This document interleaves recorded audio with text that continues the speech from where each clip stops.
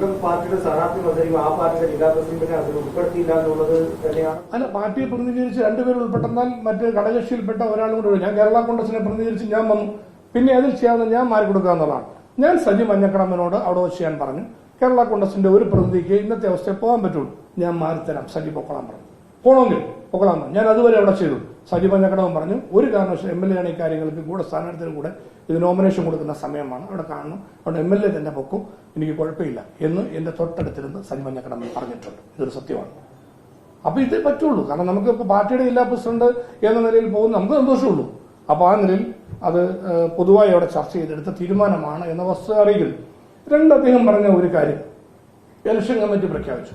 ആ election committee പ്രഖ്യാപിച്ചപ്പോൾ DCC പ്രസിഡന്റിനെയും കോട്ടയം കേരള കോൺഗ്രസിന്റെ ജില്ലാ പ്രസിഡന്റിനെ ആയിരുന്നു അതിന്റെ പ്രധാനപ്പെട്ട ചെയർമാൻ കൺവീനർ ആക്കേണ്ടത്.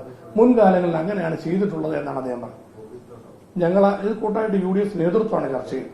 കോൺഗ്രസിന്റെയും കേരള കോൺഗ്രസിന്റെയും പ്രധാന നേതാക്കൾ ഉൾപ്പെടെ ചർച്ച ചെയ്തു. അങ്ങനെ ചർച്ച ചെയ്തപ്പോൾ മുൻ കീഴ്വഴക്കം പോലെ തന്നെ നടക്കട്ടെ എന്ന് തീരുമാനിച്ചു. മുൻ കീഴ്വഴക്കം ഇതല്ല.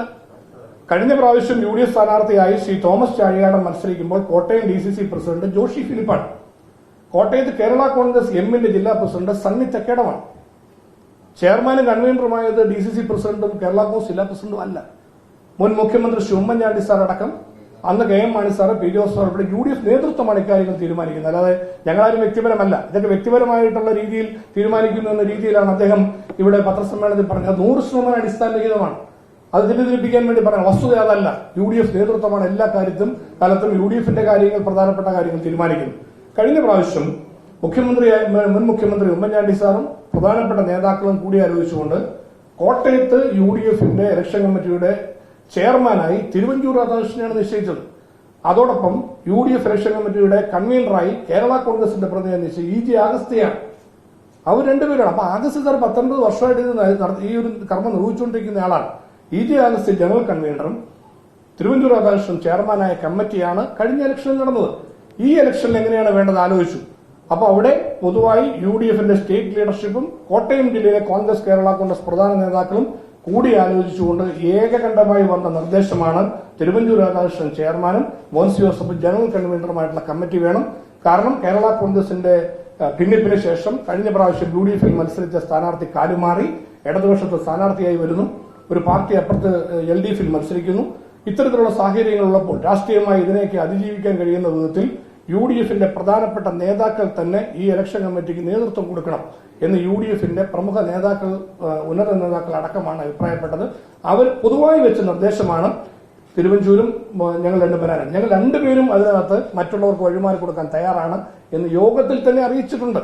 അപ്പോൾ പൊതുവികാരമായി അവിടെ വന്നു. ഈ ഇലക്ഷൻ നമുക്ക് വിജയിക്കുക എന്ന പ്രധാനപ്പെട്ട ദൌത്യം നിർവഹിക്കാൻ, അത് കെട്ടുറപ്പോടെ കാര്യങ്ങൾ കൊണ്ടുപോകാൻ ഏറ്റവും നല്ലത് ഈ രണ്ടുപേർ ലീഡർഷിപ്പ് കൊടുക്കുക, മറ്റുള്ളവരെ കൂടി അക്കോമഡേറ്റ് ചെയ്യാം. അപ്പൊ മറ്റുള്ളവരെ കൂടി അക്കോമഡേറ്റ് ചെയ്യാൻ തീരുമാനിച്ചപ്പോൾ ഞങ്ങൾ സമ്മതിച്ചു. അങ്ങനെ തിരുവഞ്ചൂർ രാധാകൃഷ്ണൻ ചെയർമാനും ജനറൽ കൺവീനറായിട്ട് എന്നെയും വെച്ച കമ്മിറ്റിയിൽ ഇപ്പോൾ ഇവിടെ പത്രസമ്മേളനം നടത്തിയ സജി മഞ്ഞക്കടമ്പൻ ഉൾപ്പെടെ ഇരിക്കുന്ന യോഗത്തിൽ പ്രധാനപ്പെട്ട തീരുമാനങ്ങൾ അവിടെ എടുത്തു. ഈ ഇലക്ഷൻ കമ്മിറ്റിയുടെ വർക്കിംഗ് പ്രസിഡന്റായിട്ട് കോട്ടയം DCC പ്രസിഡന്റ് നാട്ടകം സുരേഷിനെയും ഇലക്ഷൻ കമ്മിറ്റിയുടെ കൺവീനർമാരായി കേരള കോൺഗ്രസ് ജില്ലാ പ്രസിഡന്റ് സജി മഞ്ഞക്കടമ്പനെയും UDFന്റെ ജില്ലാ കൺവീനർ ഫിൽസൺ മാത്യൂസിനെയും നിശ്ചയിച്ചു. അങ്ങനെ പ്രധാനപ്പെട്ട 5 സ്ഥാനങ്ങൾ നിശ്ചയിച്ചുകൊണ്ടാണ് ഇലക്ഷൻ കമ്മിറ്റി പ്രവർത്തനങ്ങൾ. ഞങ്ങൾ ഇറക്കിയിരിക്കുന്ന സർക്കുലറിലടക്കം ആ കാര്യങ്ങൾ വ്യക്തമായി. സർക്കുലർ സാധാരണ ജനറൽ കൺവീനർ, ചെയർമാനും ജനറൽ കൺവീനറും വെച്ച് അയക്കാം. ഞാൻ തന്നെ ഞാനും തിരുവഞ്ചൂർ രാധാകൃഷ്ണനും ഞങ്ങൾ 2 പേര് പറഞ്ഞു, നമ്മൾ 2 മാത്രമായിട്ട് വരുമ്പം മറ്റുള്ളവരെ കൂടെ അക്കോമഡേറ്റ് ചെയ്തപ്പോൾ അവർക്കൊരു വിഷമം വേണ്ട, അവർ എല്ലാവർക്കും നല്ല മെസ്സേജ് പോട്ടെ എന്ന് പറഞ്ഞ് ഈ മഞ്ഞക്കടമ്പന്റെയും അതുപോലെ തന്നെ ഫിൽസൺ മാത്യൂസിന്റെയും നാട്ടക സുരേഷിന്റെയും ഉൾപ്പെടെ പേരുകൾ വെച്ചുകൊണ്ടാണ് UDFന്റെ സർക്കുലർ വരെ നമ്മൾ പുറത്തുവിട്ടിട്ടുള്ളത്. അപ്പൊ ഇത്രയും സുതാര്യമായി സത്യസന്ധമായി ഇക്കാര്യങ്ങൾ ചെയ്തുകൊണ്ടിരിക്കുന്നതിനിടയിലാണ് എല്ലാ കാര്യങ്ങളിലും സഹകരിക്കുമെന്ന് പറഞ്ഞ ശേഷം കഴിഞ്ഞ ദിവസത്തെ ഞാൻ പറഞ്ഞില്ല, എല്ലാ കാര്യങ്ങളും കൃത്യമായിട്ട് അറിയിക്കുകയും ചെയ്തിട്ടുണ്ട്. അതിനുശേഷം ഇങ്ങനൊരു കാര്യം ഉണ്ടായതിൽ വിഷമമുണ്ട്. ഇനി ഞാൻ എന്നെ സംബന്ധിച്ചോളം വ്യക്തിപരമായി അദ്ദേഹം പറഞ്ഞു, ഞാൻ വ്യക്തിപരമായി കേരള കോൺഗ്രസ് പാർട്ടിയിൽ സജി മഞ്ഞക്കടമ്പൻ ഉൾപ്പെടെയുള്ളവരെ സഹോദര തുല്യമായി സ്നേഹിക്കുകയും അവരെ പാർട്ടിപരമായി പരമാവധി സംരക്ഷിക്കുകയും അവർക്ക് വേണ്ടി നിലപാടെടുക്കുകയും അവരെ വളർത്തിക്കൊണ്ടുവരാനും സഹായിക്കാനും ശ്രമിക്കുകയും ചെയ്തിട്ടുള്ള ഒരു പാർട്ടി ഭാരവാഹിയാണ്. ഇത് പറയുന്നത് ജോസ് കെ മാണി 2019 മാണി സാറിന്റെ മരണശേഷം പാർട്ടി പിളർത്തി കേരള കോൺഗ്രസ് എം എന്ന നിലയിൽ മാറുമ്പോൾ PJ ജോസഫിനെയും CF തോമസിനെയും തള്ളിപ്പറഞ്ഞുകൊണ്ട് നിലപാടെടുക്കുമ്പോൾ കേരള കോൺഗ്രസിന് വേണ്ടി ശക്തമായി മാണി ജോസഫ് വ്യത്യാസമില്ലാതെ എല്ലാവരും ഒറ്റക്കെട്ടായി നിൽക്കുന്ന ഒരു പോരാട്ടത്തിന് ഞങ്ങളൊക്കെയാണ് നേതൃത്വം കൊടുത്തത്. അന്ന് പാർട്ടി ഭാരവാഹി ആയിരുന്നില്ല സജി മഞ്ഞക്കടമ്പൻ, യൂത്ത് ഫ്രണ്ടിന്റെ പ്രസിഡന്റായിരുന്നു. യൂത്ത് ഫ്രണ്ട് സംസ്ഥാന പ്രസിഡന്റായിരുന്ന സജി മഞ്ഞക്കടമ്പനെ യൂത്ത് ഫ്രണ്ട് പ്രസിഡന്റായി തുടരാൻ അനുവദിക്കുകയാണ് സ്വാഭാവികമായിട്ടും പാർട്ടി ചെയ്യേണ്ടത്. അല്ലെങ്കിൽ പാർട്ടിയുടെ ജനറൽ സെക്രട്ടറി ആയിട്ടോ മറ്റേതെങ്കിലും സ്ഥാനങ്ങളിൽ വേണേൽ കൊണ്ടുവരാൻ. കോട്ടയം ജില്ലാ പ്രസിഡന്റ് സ്ഥാനത്തേക്ക് പേര് നിർദ്ദേശിക്കുന്ന Munshi Osman, party chairman PJ Joseph സാറിന്റെ എടുത്ത് കോട്ടയം ജില്ലാ പ്രസിഡന്റ് സ്ഥാനം, നിരവധി നേതാക്കളുടെ പേര് കോട്ടയം ജില്ലാ പ്രസിഡന്റ് സ്ഥാനത്തേക്ക് പാർട്ടി പരിഗണിച്ചിട്ടുണ്ട്.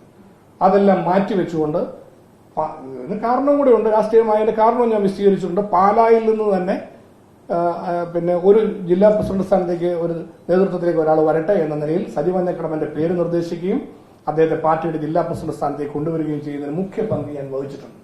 അതിനുശേഷം അദ്ദേഹത്തിന് നന്നായി പ്രവർത്തിച്ചു പോകാനുള്ള എല്ലാ സപ്പോർട്ടും ഞാൻ കൊടുത്തിട്ടുണ്ട്. കാരണം കോട്ടയം ജില്ലയിൽ പാർട്ടിക്ക് ഒരു MLA ഉള്ളൂ. പാർട്ടിപരമായ കാര്യങ്ങളെല്ലാം ഞാനാണ് സഹായിക്കേണ്ടത്. ഞാൻ പൂർണ്ണമായിട്ടും അദ്ദേഹത്തെ സഹായിച്ചിട്ടുണ്ട്. ഏത് പരിപാടികൾ നടത്താനാണെങ്കിലും അദ്ദേഹം പറഞ്ഞിട്ടുണ്ട്, അദ്ദേഹത്തിന് ഒരുപാട് സമ്പത്ത് ഒക്കെ പാർട്ടിക്ക് വേണ്ടി നഷ്ടപ്പെട്ടിട്ടുണ്ട്. ജോസഫ് ഗ്രൂപ്പിലേക്ക് വന്നതിന് ശേഷം സമ്പത്ത് ഒന്നും പുള്ളിക്ക് നഷ്ടപ്പെട്ടിട്ടില്ല, ഒന്നും നഷ്ടപ്പെടാൻ ഞങ്ങൾ അനുവദിച്ചിട്ടില്ല. അതൊക്കെ മാണിസാറിന്റെ കൂടെ പണ്ടത്തെ കേരള കോൺഗ്രസിലൊക്കെ അദ്ദേഹം ശരിയായിരിക്കും. അതൊക്കെ അന്നത്തെ കാലഘട്ടം അവിടെ പരിശോധിക്കുന്നുള്ളൂ. ഇവിടെ ജോസഫ് ഗ്രൂപ്പിന്റെ അല്ലെ കേരള കോൺഗ്രസ് ഭിന്നതയ്ക്ക് ശേഷം ജില്ലാ പ്രസിഡന്റ് ആകുമ്പോൾ എല്ലാ കാര്യങ്ങളും നടത്തിക്കൊണ്ട് പോകാൻ ആവശ്യമായ സപ്പോർട്ട് പാർട്ടിപരമായി കൃത്യമായി ഞങ്ങൾ ചെയ്തിട്ടുണ്ട്, കൊടുത്തിട്ടുണ്ട്. അതുകൊണ്ട് ബുദ്ധിമുട്ടുകളില്ലാതെ അദ്ദേഹത്തിന്റെ കയ്യിൽ നിന്ന് കൈപ്പറപ്പില്ലാതെ രാഷ്ട്രീയ പ്രവർത്തനത്തിൽ പോകാൻ കഴിയുന്ന സാഹചര്യം ഉറപ്പുവരുത്തിയിട്ടുണ്ട്. വ്യക്തമായി പറയാൻ തീർച്ചയായിട്ടും അദ്ദേഹത്തിനും കഴിയുമെന്നാണ് എന്റെ വിശ്വാസം.